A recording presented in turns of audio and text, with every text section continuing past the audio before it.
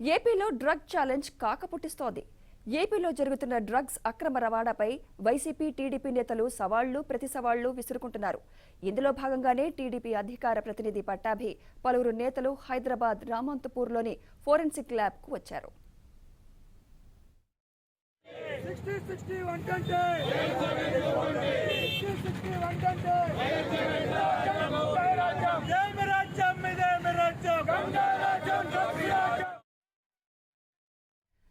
Drug టెస్టుకు రావాలంటూ YCP ప్రజాప్రతినిధులకు AP TDP నేతలు సవాల్ విసిరారు. డ్రగ్ టెస్టుకు రాకుండా వైసీపీ నేతలు తోకముడిచారని ఎద్దేవా చేశారు. వైసీపీ నేతలు ఎప్పుడు పిలిచినా డ్రగ్ టెస్టుకు తాము సిద్ధమని పట్టాభి చెప్పారు. గత కొద్ది రోజులుగా దేశంలోనే హెరాయిన్కి కానివ్వండి, గంజాయికి కానివ్వండి, రకరకాల మత్తు పదార్థాలకి ఆంధ్రప్రదేశ్ ఒక అడ్డాగా మార్చినటువంటి ఘనత ఆంధ్రప్రదేశ్ రాష్ట్ర ముఖ్యమంత్రి జగన్ రెడ్డికే దక్కుతుంది.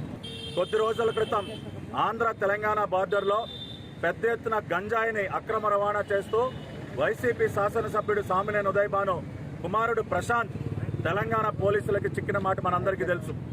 కానీ ఎప్పుడైతే ఆ రకంగా ప్రశాంత్ పోలీసులకు చిక్కాడో, ఆంధ్రప్రదేశ్ ముఖ్యమంత్రి కార్యాలయం నుంచి పెద్ద ఎత్తున తెలంగాణ ప్రభుత్వంతో మంతనాలు జరిపి ప్రశాంత్ని ఆ కేసు నుంచి పక్కకు తప్పించి ఇతరులని ముందుకు తీసుకురావడం జరిగింది.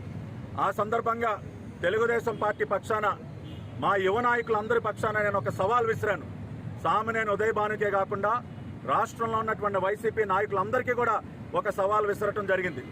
నిజంగా గనక మీకు ఆంధ్ర రాష్ట్ర యువత భవిష్యత్తు పట్ల ఏమాత్రం చిత్తశుద్ధున్నా, ఆంధ్ర రాష్ట్ర యువత మత్తు పదార్థాలకి బానిసలు కాకూడదని మీలో ఏమాత్రం కొంచెం అన్న ఆలోచన ఉన్నా డ్రగ్ టెస్ట్ చేయించుకుందాం.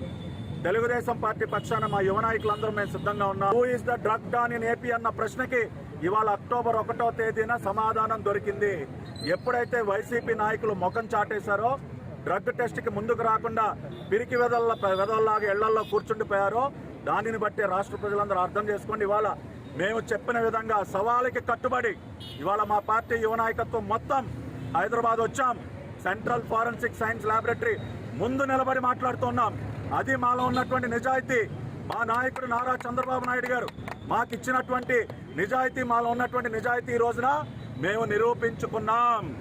ఇవాళ వైసీపీ నాయకులు ముఖం చాటేటాన్ని బట్టే వాళ్ళ డ్రగ్ డాన్లు ఎవరన్న ప్రశ్నకి సమాధానం దొరికింది. ఇప్పటికైనా రాష్ట్ర ప్రజలందరూ కూడా ఈ వాస్తవాలను తెలుసుకోండి.